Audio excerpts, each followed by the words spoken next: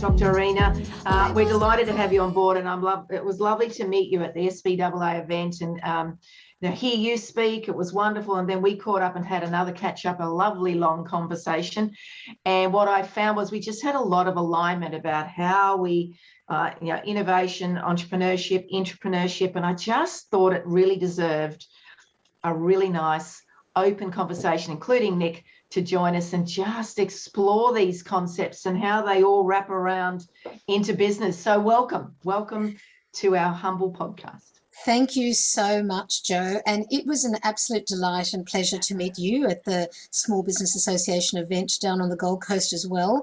And I actually cannot remember the last time I had a 4-hour lunch. So thank you very much. Our pleasure. Look, for me, can you share with us, with the listeners, who are you? What are you all about? And then we'll go and explore some of these concepts that you are an expert in. Thank you so much, Joe. It's an absolute delight to be here, and I really appreciate the conversation that we've had previously and that we're currently having. So, Irena Yashin-Shaw is my name, and I've had multiple incarnations in my career. So I started my life as a high school teacher and then progressed on to university teaching. I did my master's in education, then I did a PhD in creative problem solving. I was teaching at Griffith University in the education faculty and working on multiple research projects across the university.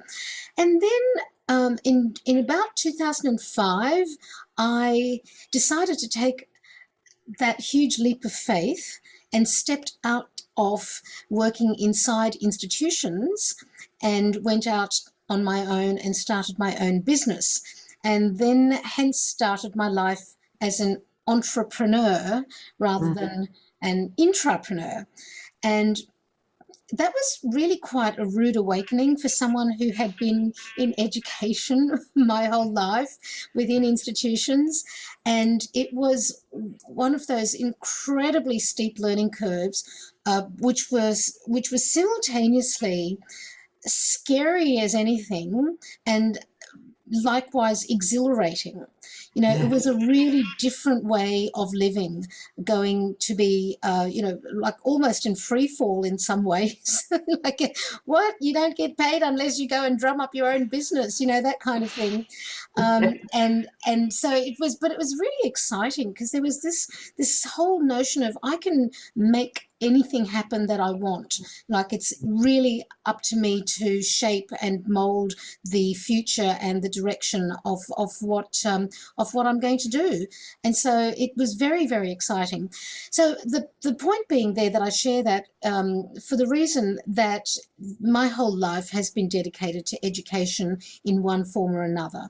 So in my business, I was then doing educational programs, seminars, speaking, mentoring programs around innovation and communication, human resource development, and in particular creative thinking, because that was what my PhD was in, creative problem solving. And then just more recently, I've come into this space of intrapreneurialism. But when I look back, I can just see that all the threads really were coming together in an interesting way that has landed me in the middle of this space of intrapreneurialism, because it's really about being innovative, being creative, displaying your leadership qualities, and doing it in a way that adds value to whatever context you're in.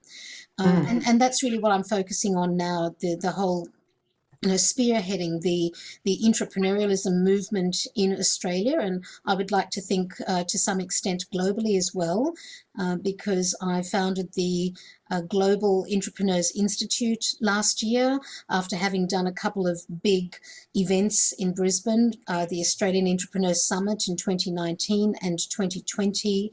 Then last year we launched the Institute, and we're just building on that now. So essentially it's still about education, and it's about helping people to understand how to be empowered in this space where they can use their talents to create value and to really do some very remarkable things no matter what context they're in.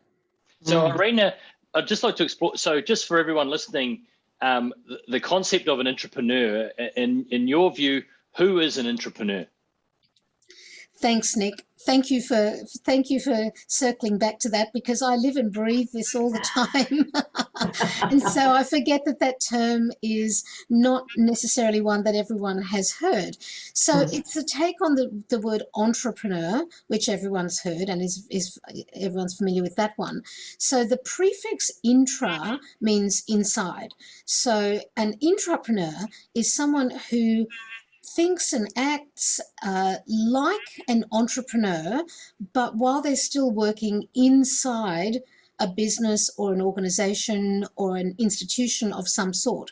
So in other words, they're not stepping out to start their own venture. What they're doing is they are creating new value. They are finding problems to solve, finding opportunities to exploit, and then doing so within their existing context, whether that be a small business or a large corporation or an educational institution or a government department, any of those contexts. It's that person who brings their problem-solving skills to the business to add value. Yeah, absolutely. And I think it's probably, for those that are familiar with a lot of tech startups, it was a term that became quite popularly used around Silicon Valley. Like if you think about your Facebooks and your Googles, the creativity that's required within those mean that there needs to be a lot of people with that creative flair and that ability to build businesses, but within the big beast, I guess, if you like. And so why is intrapreneurialism? Why is that tongue twister? Why is that important to businesses? Right. Well, let's just say a small business for a start, because I think that's probably your audience who's listening to this. Even though I do a lot of work with government departments around this as well, and people go, well, really? You've got entrepreneurs in government departments? Absolutely, most definitely. But from a small business's perspective, very often the business was founded by someone with a huge amount of energy, with an idea, with a passion for something. They've identified the gap in the market, they've stepped into it, and they've got a successful small business. And over time, it's grown, they've got employees, and then suddenly they are working like 80 hours a week, right? And they are exhausted, and they're almost like a victim of their own success. Now, wouldn't it be wonderful if that business, instead of having one person kind of at the top, if you know what I mean, sort of taking the responsibility for driving the success of that business, wouldn't it be wonderful if there were multiple people within that business who were all looking through that lens of how can I make this business more successful?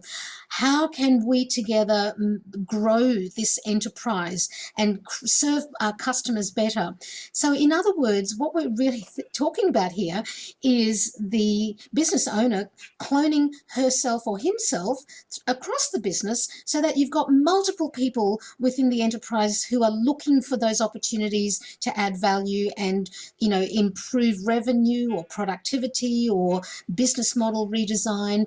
So the reason it's important, Nick, is because especially today when businesses have to move pretty quickly, it pays to have multiple eyes on watch and multiple hands on deck, instead of just that person who's got the title of business owner or CEO.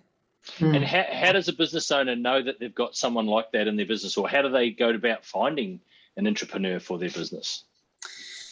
Right. Well, that's multiple different answers to that one. There's no one right answer to that, and sometimes it depends on what the culture of the business is.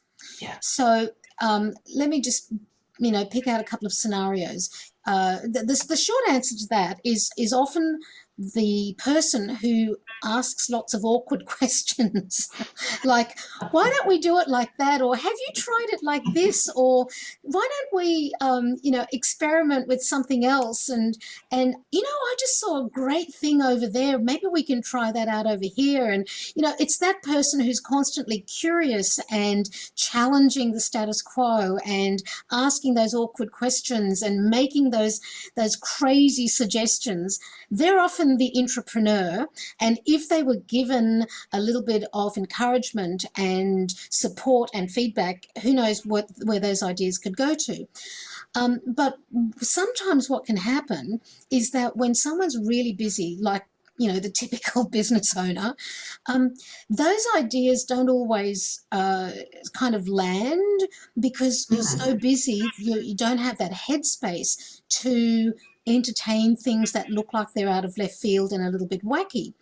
So quite often small business owners actually have intrapreneurs among their ranks, but they've never thought to find them, support them, give them free rein, give them some support. And so, that's the short answer. Number one, just look for the person who's asking questions and doing great work.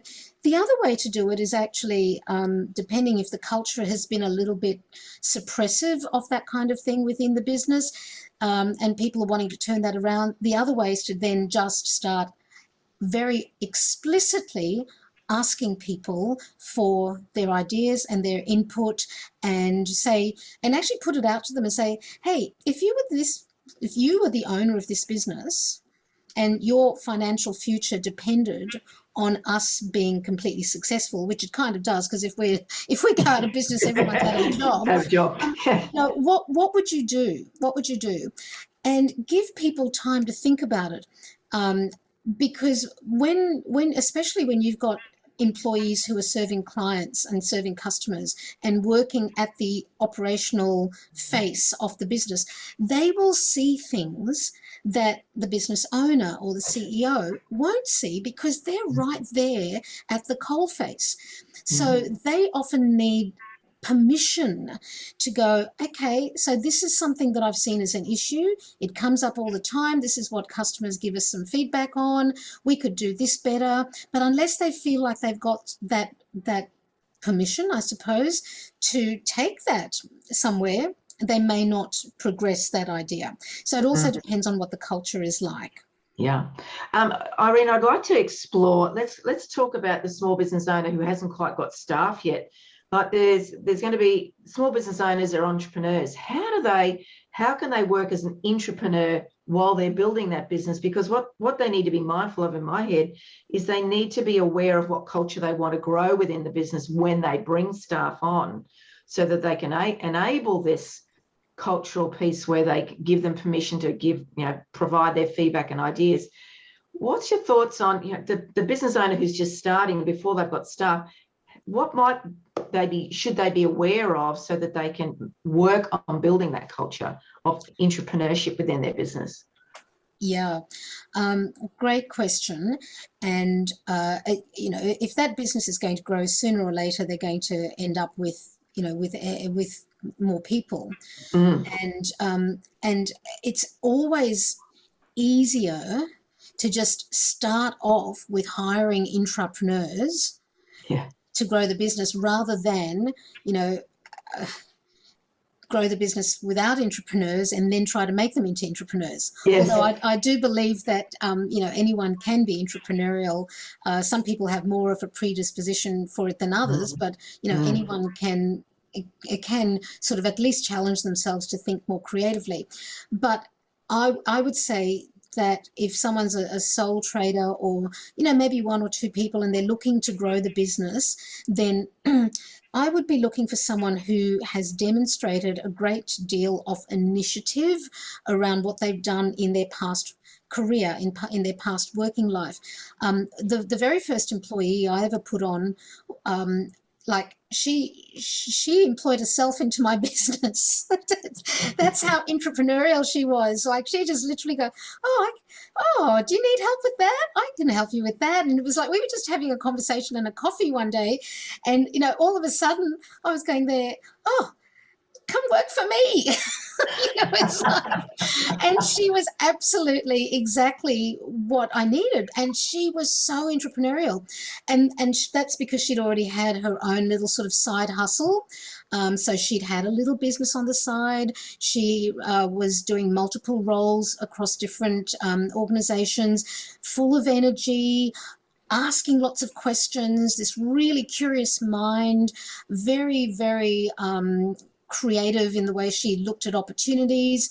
And I just went, oh my goodness, I think you've got to come work with me. So from the very beginning, we began that culture. And then once you've got someone like that in the business with you, then it's about really just looking after them and letting them know how much you love them. I mean, I don't say that lightly, but a small business can become like a family, and the dynamics have to be right. And I think that if people know that you trust them, that you trust their judgment, you trust their abilities, you trust their skills, you trust their thinking process, then even if they do come up with something that's really out of left field and completely wacky, before you hear the words, "What planet are you living on?" come out of your mouth, you actually just go, if she's saying that, that's because she's seen something that I haven't. I'm going to sit and I'm going to listen, right? So it's about building that environment of mutual respect and support and permission and trust right from the word go. Nice. So you're an expert in creativity and innovation, and your qualifications are obviously, for a layman like myself, quite ridiculous. So congratulations on your academic career. I think you're a PhD in complex problem solving. Now, there's a lot of problems out there around the world now. So tell me about complex problem solving, and have you got any tips for people that feel that they've got complex problems in their life that need solving? Yeah, ain't that all of us these days, hey? Right. So where to start? You've thrown me a really big, question. A PhD in complex problem solving intrigues me. That's it's really interesting, right? Because a PhD for a start is a heck of a commitment. And in complex problem solving, what does that encompass? And I guess how does that translate into everyday life, particularly for those of us that are in business that are facing a lot of problems at high pace and normally quite deeply entrenched in our everyday life, like the decisions that we make are quite game changing often. So how does that education in that field translate into modern life, and you as a business owner yourself? Yeah. So first of all, it's creative problem solving. So just to put that caveat on that. So my PhD was in creative problem solving for complex scenarios. So the whole thing about complexity is that there's no right or wrong answer, and there's no one way of doing anything. So if you've got a simple problem, it's like, what's the problem? Where do I want to get to? That's the right answer. Let me just figure out, do I want to jump there in 3 steps, 5 steps, 10 steps? But, if I take a nice straight line, I'll get there, end of story. Well, with complex problem solving, with complex problems, everything shifts as you solve the problem. So you solve one problem, you create another one. There's actually a special term for those kinds of problems. They're called wicked problems, not because they're evil, but simply because they are so interdependent. And, it's typical things are like, climate change, where you solve a problem here and you create another problem over there. So these are big problems. So the key to creatively solving problems that don't have any right answer is to be prepared to experiment at every step of the way. So you are constantly calling on all your cognitive resources to be super flexible. So I actually love talking about cognitive flexibility, because that's actually what's going to help us deal with complexity. So that way we don't get stuck in any one particular route or channel, or we don't become overcommitted to one particular way of approaching something. We're completely prepared to constantly break out of established mental models, which are, the traditional business as usual type things, and saying, okay, just because it's been done like this forever doesn't mean we have to do it like this tomorrow or the day after. And just because it worked last week doesn't mean it's going to work next week. So it's about having that openness of mindset, that sense of curiosity, that sense of preparedness to always be living in beta mode, always being prepared to experiment, and going through that constant cycle of, I've done something, did it work? Yes, okay, why? Did it work? No, okay, why? So constantly asking ourselves those questions about what's happening right now before we take the next step, and not trying to plan so far ahead that we're likely to commit to something that's not going to work out. Because one of the things that stops people coming up with really good innovation and good creative ideas is that they think too far ahead almost, and they don't let things evolve and unfold, but then they become so committed to that spot that they're aiming for that they're not prepared to take on new information as it presents itself. Does that make sense? Totally. Absolutely. So you talk about liberating innovation. Do most people out there know that they need liberating? Do they know that they have a deficit as such in terms of innovation, particularly, I suppose, in a business sense?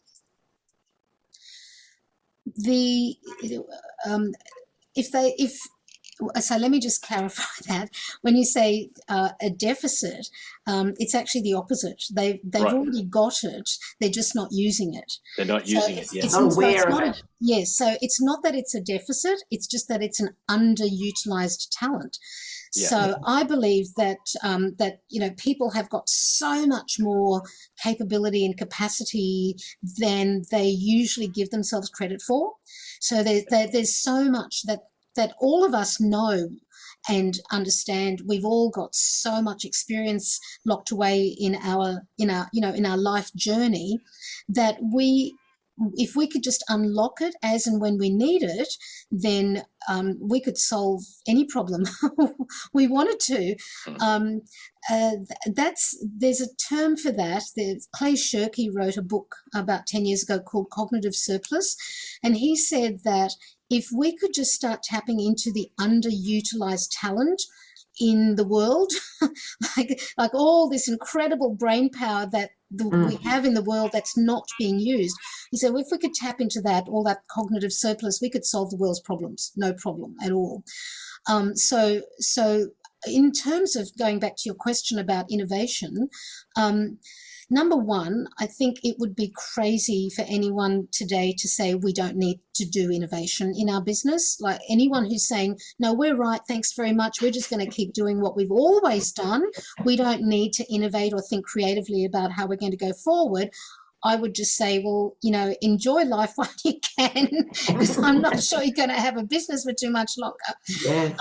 Because the world is changing so fast that the only way to remain relevant and viable and profitable is to change the way we do things, to adapt, to be agile, to be prepared to look for new opportunities as they present themselves in this really dramatically disrupted, constantly changing landscape that we're living in right now. Mm-hmm. So I would say I would think that most business owners today would actually admit that there is a need for innovation.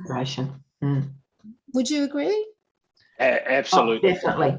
Absolutely. I mean, it's a key skill for any business owner, any successful business owner, to be able to adapt, to recognize what's going on around them and make those changes, to read the market. And I mean, your words in this moment in time are so relevant not just because of technology, but because of the way people are interpreting and behaving around this COVID pandemic situation.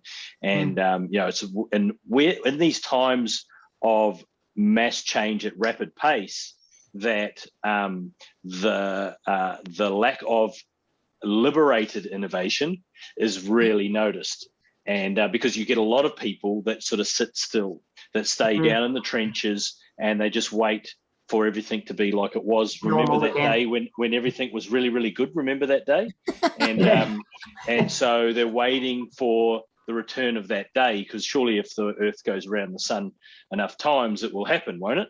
And but of course, if we don't innovate, if we don't constantly look at the market and read the market and anticipate what the market wants and requires, which takes so many forms. It can be in the form of a product, the pricing, the promotion of anything around the business. We need to be constantly innovating. So, I just love your words around that. It's fantastic. Yeah. Thank you. Yeah, I'm sorry. I'm also aware of the fact that you wanted to specifically hone in on that word liberate, and the reason that's kind of like my big word for my business and for my entire life's purpose. It's around liberating potential, so liberating innovation, because I believe that the capacity to innovate is inherent within every business. We need to liberate it. In other words, find it and exploit it, if I can use those terms, and capitalize on it. So that's why I talk about liberating innovation. I definitely talk about liberating creativity within people, because we're all capable of being creative, and so let's liberate that capacity and use it. And I talk about liberating intrapreneurialism, the talent that lies within people, so that they can flourish and they can bring their great ideas to create value and add value for whatever context they find themselves in. So yes, it's very much about liberating for me. I really love that. Like, I've been speaking to a few people of late, particularly down south in Victoria, some people in Sydney, and there's a lot of hurt going on down there, a lot of overwhelm and all that sort of stuff. And I'm just curious, how do we literally turn on that switch so that they are open to it and aware that they have this skill inside? Is there something that they can do, or how do we build that awareness for them so that we, as I say, literally turn that light bulb on? Is there some tips that you might be able to share? Yeah, that's actually one of the greatest killers of creativity and innovation. It's that when people do feel overwhelmed to the point where they actually can't think straight, almost. And look, I've been there. I'm a business owner. I know what that feels like. We've all been there. If you've been in business for any length of time and you've never felt that, then you've led a charmed life. Indeed, it's coming. But we've all been there, and so it is important to set aside some practices that actually help us to tap into that capacity. And one of the real keys is actually giving ourselves some thinking time. Sure. And so saying, look, I'm going to set aside X amount of time every day to just be open to new ideas, to breathe in, the sort of the freshness of what's available to me. And I say that because I do meditation, and often that sort of my creativity flows from that. And everyone can find their own, what works for them, their own switch, their own triggers. Because I actually find that I'm very creative in the morning. Before I touch the computer, before I start looking at emails or anything like that, I will often spend some time reading something new. So I read something every morning that challenges me, that stretches my mindset, that teaches me something. And very often that's where my creative ideas will then get sparked. So it'll go, and then my own thinking will take over and piggyback on that. And so I make notes about that. So that's something that works for me. But I think it's very important for the business owners who are in that space of incredible stress right now to actually find that quietude, that solitude, that little bit of peace, where they can just be still and listen to that inner creative voice that is inside them. Now, that said, it doesn't hurt to have a couple of tools to help us with. And one of the very simplest tools that I've taught so many people is an acronym, and it's the letters BODS, BODS, and I say, well, we can all be creative BODS. BODS. So, well, let's be creative BODS. So B stands for better. So asking ourselves the question, is there a better way to do what I'm currently doing? O stands for other, which is, how have other people solved this problem? How have other people managed to find their way through this situation? And what can I learn from that? Can I adapt something that will then work for me? D stands for different. What would I see if I looked at the situation from a different perspective? In other words, things like, all right, what does customer X see when they look at this? Instead of me looking at what I think I want to give to the marketplace, what does this look like from the end user or from the client or from the stakeholders' perspective? So a different perspective is really important. And S stands for simple, because simple is the new smart. So it's a case of, all right, I've got these procedures within my business. What can I do to make it really easy? What can I do to simplify all of my processes so that they take less resources and less time and less, hassle for at the other end for customers or clients? So there's four really simple questions we can ask ourselves, and they're fairly abstract, they're high level, but if we looked around our business and said, how can I be a creative bod? What can I do better, different? What other people have done and simplified. There's heaps of things we could find that would spark our innovation for the business. That is awesome. Thank you. I love that. I wrote that down. I look forward to that getting rolled out in government department near you soon. well, actually, I have. I mean, because a lot of my work in the past has been in government, and that's a tool that that I've used quite often in my training with government departments, and they've found some really creative ways of operationalizing that little tool. But the great thing about it is that it's so simple. Yeah. But it's often the simplest things that spark the most creativity. I think we sometimes overcomplicate stuff, and we don't really need to. And how can we find simple ways of getting the results that we want? I heard a wonderful phrase just yesterday. Invest a little, learn a lot.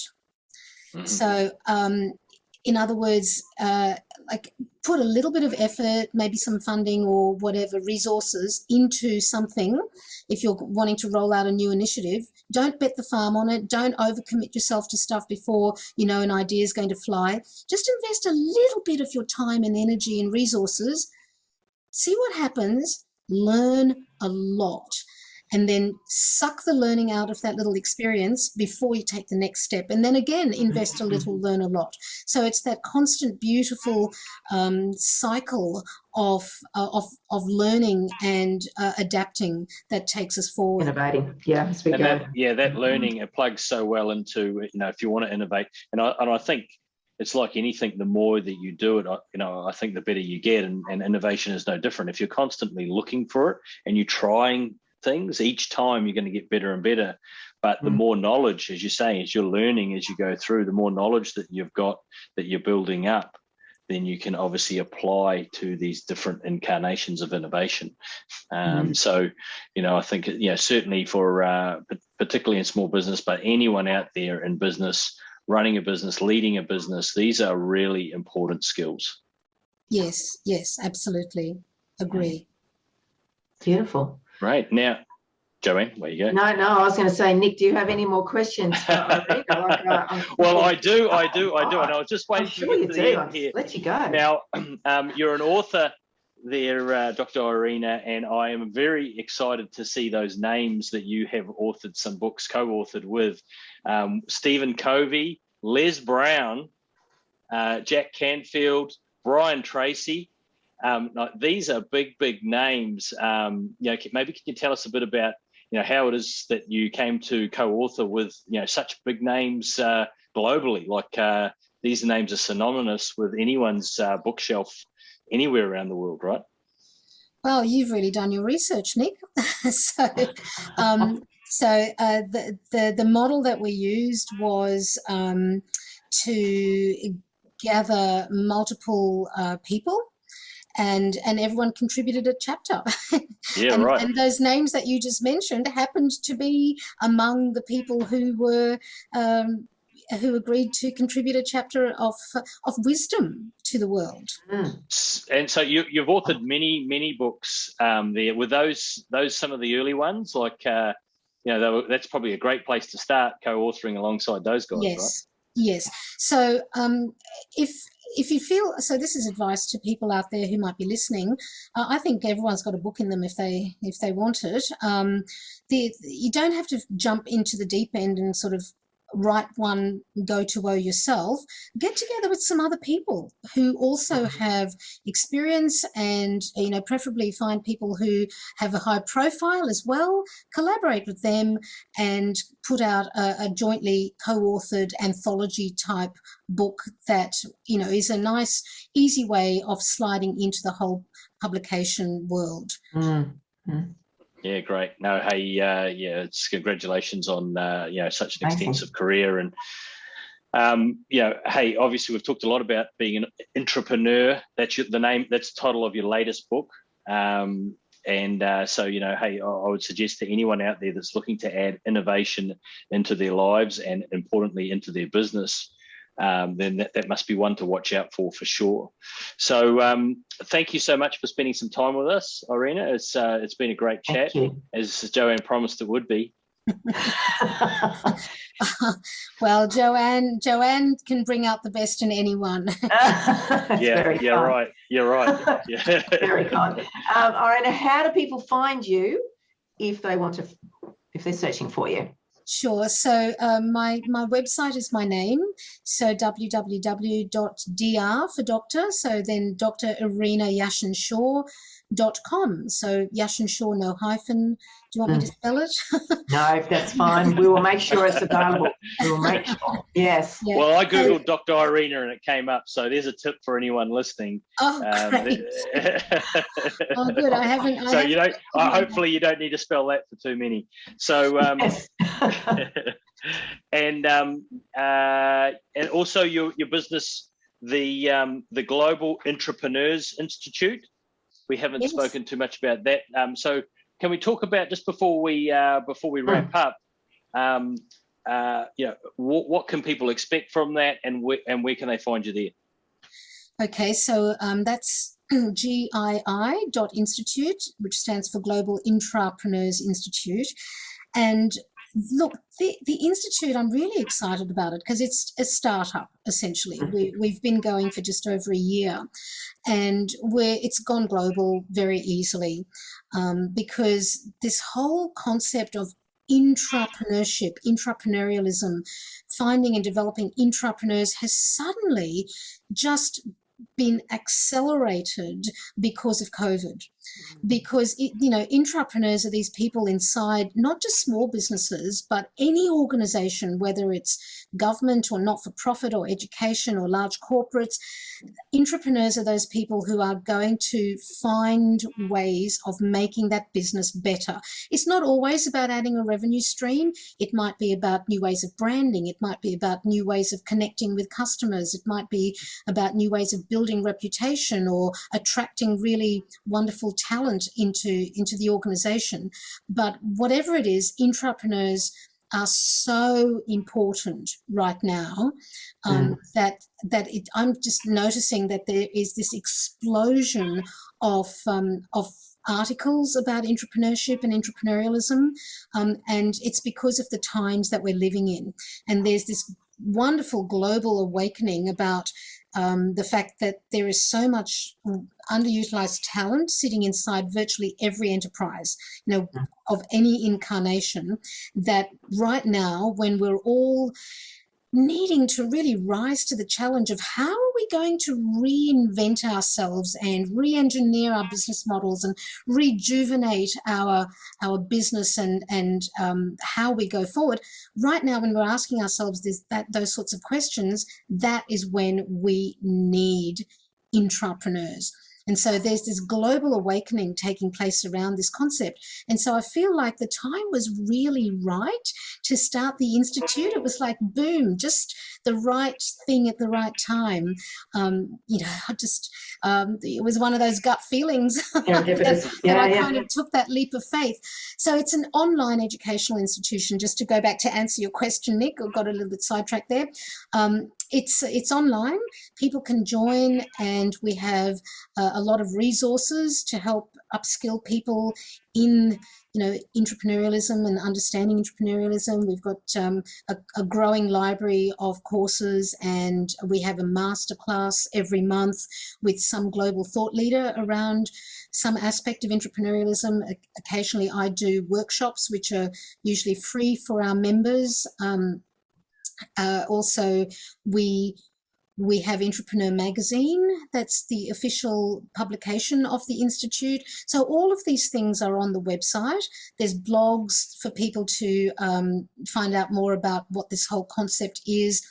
And so we haven't even announced this yet, but we are going to be doing a global Intrapreneurs Summit in November. Nice. And we are going to be awarding up to three people in each of the 5 categories of small to medium-sized enterprise, education, government, not-for-profit and corporate. We're going to be awarding up to 3 sort of finalists with the Outstanding Intrapreneurs Award globally. So we'll be announcing those at the summit in November. So there's a lot going on in this space. Yeah, and I'm really, really excited about where this is all going to lead. And the other thing that I'm really excited about is the fact that people seem to be finding me from all over the world now. So I'm getting invited to lecture at places that I would never have, gone to previously. So, yeah. How wonderful. Fantastic. Well, congratulations. That's amazing. Yes. Thank you once again for taking the time out to spend with us. I'm sure it's been super interesting for us, and I'm sure it has been for the listeners as well.